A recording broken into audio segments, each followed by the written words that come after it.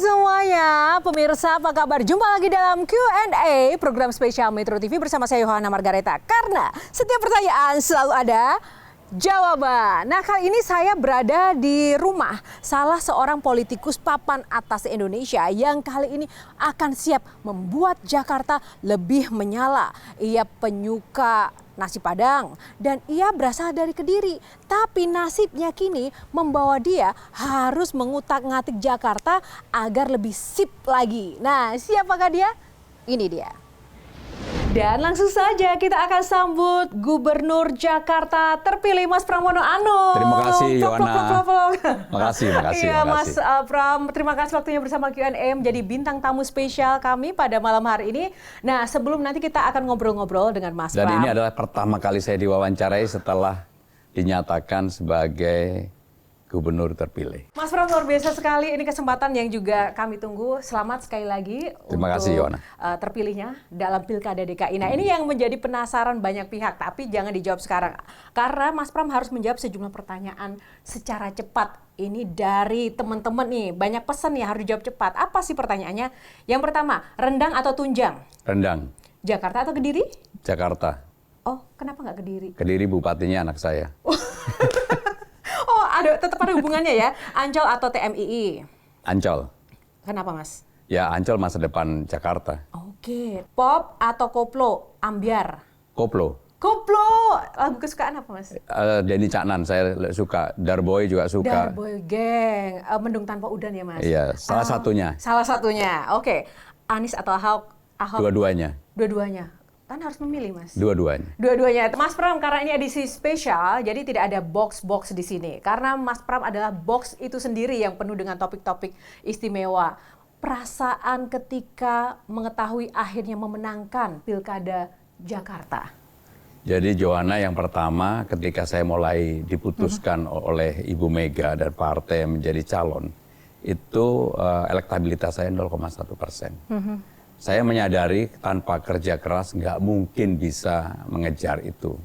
Maka saya dan Bang Dul, kemudian saya bilang sama Bang Dul, Bang, udah problemnya bukan di Bang Dul, problemnya di saya. Popularitas saya terlalu rendah. Kenapa Mas Pram merasa popularitasnya rendah? Diukur dari apa? Saya terlalu lama tidak pernah mau muncul di ruang publik. Kenapa, Mas? Ya karena penjaga dapur presiden. Saya kan 2 periode menjadi penjaga dapur utama presiden. Sebagai penjaga dapur saya harus profesional. Maka hampir saya tidak mau diwawancarai. Hampir tidak pernah. Dan untuk itu konsekuensinya juga publik pasti tidak mengenal saya. Berbeda ketika saya menjadi sekjen partai, menjadi pimpinan DPR yang pada waktu itu hampir setiap hari ada di ruang publik. Nah, tapi saya juga meyakini bahwa yang pertama, saya ini punya pengalaman panjang, 25 tahun sebagai pejabat. Yang kedua, ketika Ibu Mega menjadi wakil presiden, menjadi presiden, saya kan menjadi sekretaris beliau pada waktu itu. Sekaligus menjadi jubir. Sehingga saya merasa bahwa saya mudah-mudahan dalam waktu 2,5 bulan atau sampai 3 bulan itu bisa mengejar itu. Maka kerja keras itu betul-betul kerja keras. Satu hari rata-rata 10 sampai dengan 12 titik setiap hari selama 3 bulan. Sampai saya udah nggak tahu rasa capek itu bagaimana. Karena ya yang ada adalah akhirnya semangat. Kenapa semangat? Karena saya melihat persoalan utama Jakarta adalah ketimpangan antara orang kaya dan orang miskin.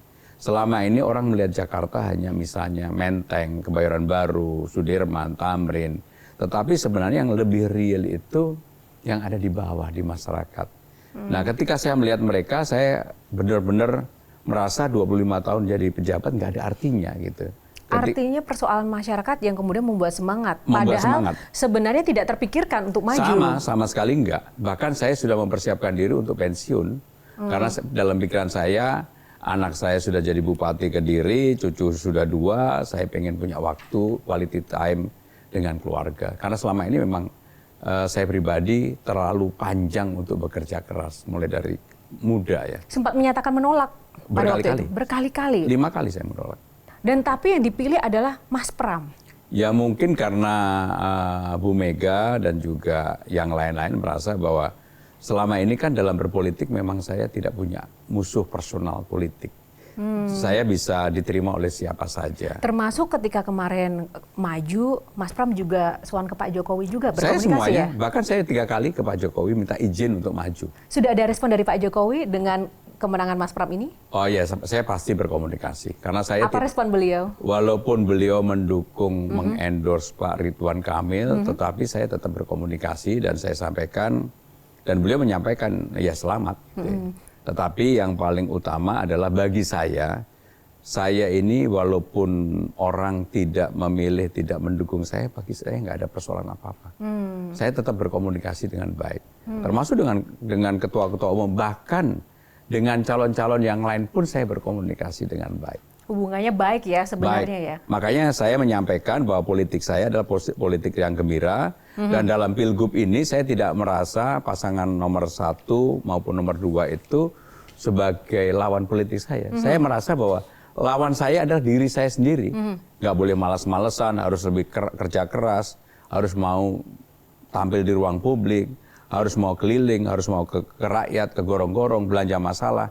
Itulah yang real yang saya lakukan. Nah, otomatis apa yang Mas Pram lakukan ini kan bertolak belakang dengan cita-cita awal yang pengen berdiam diri dan pensiun. Artinya, apakah ini kemenangan di DKI ini kemudian menjadi titik balik untuk berpolitik lagi ke depannya? Enggak, saya tetap yang paling utama yang sekarang menjadi pikiran saya dan semangat saya adalah dalam 100 hari pemerintahan kalau saya dilantik sebagai gubernur, maka janji-janji politik saya yang selama keliling itu saya akan penuhi, akan saya selesaikan. Terutama menyangkut kartu Jakarta Pintar, kartu Jakarta Sehat, Jumantik, Dasawisma, difabel, lansia. Inilah persoalan real yang ada di masyarakat. Nah, ada juga persoalan-persoalan di luar itu, misalnya persoalan Kampung Bayam, Tanah Merah, akuarium.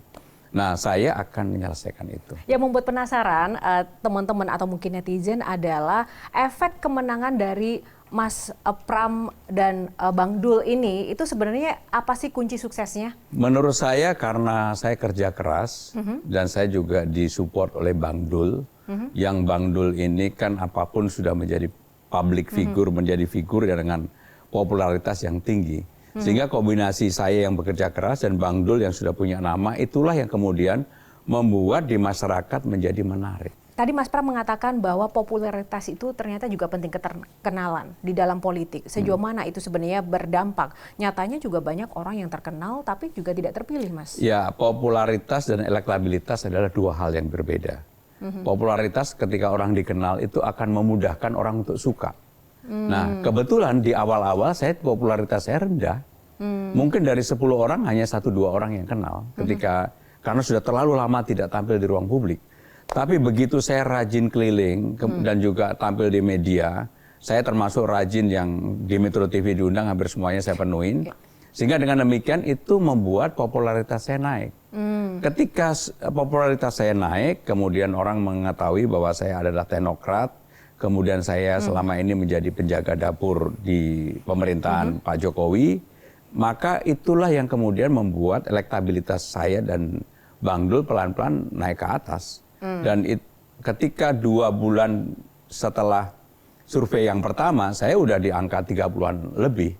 Sehingga dengan demikian ini menunjukkan bahwa antara popularitas dan elektabilitas itu dalam Pilgub itu penting sekali. Tetapi yang paling penting adalah elektabilitas. Walaupun popularitas saya di akhir-akhir masih kalah dengan 2 orang, terus terang aja, kalah dengan Bang Dul dan kalah dengan Kang Emil. Tetapi dalam hal positifnya, di antara yang lain-lain ini saya termasuk yang tinggi. Gitu. Oke, baik. Ini ada beberapa pertanyaan dari panelis yang harus dijawab. Kita mau tampilkan dulu. Yang pertama dari Bang Hensat, Bang Henry Satrio. Saya punya pertanyaan gini, Mas Pram.